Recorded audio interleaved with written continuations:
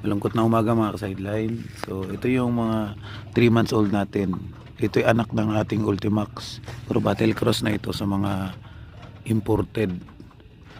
So ang nanay kasi is hybrid imported. So ang nangyari kasi dito mga ka-sideline, dapat apat sila. Bali apat sila dito.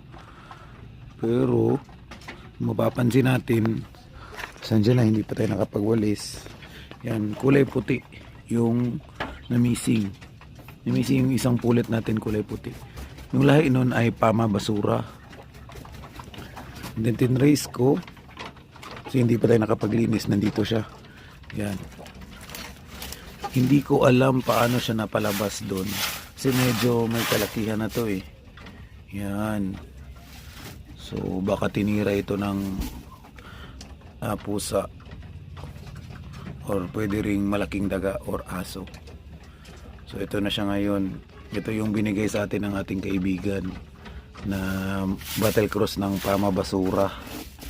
Napakasakit. Pero ganoon talaga. Yung kagustuhan nating maibaba sila, maling-mali talaga. So wala tayong magagawa. Pero ganito na kasi dito. So mali ko pa rin kasi hindi ko inakyat. Medyo masama kasi yung pakiramdam natin, so hindi natin siya naiakyat. So yun lang mga ka-sideline, sana hindi ito mangyari sa inyo.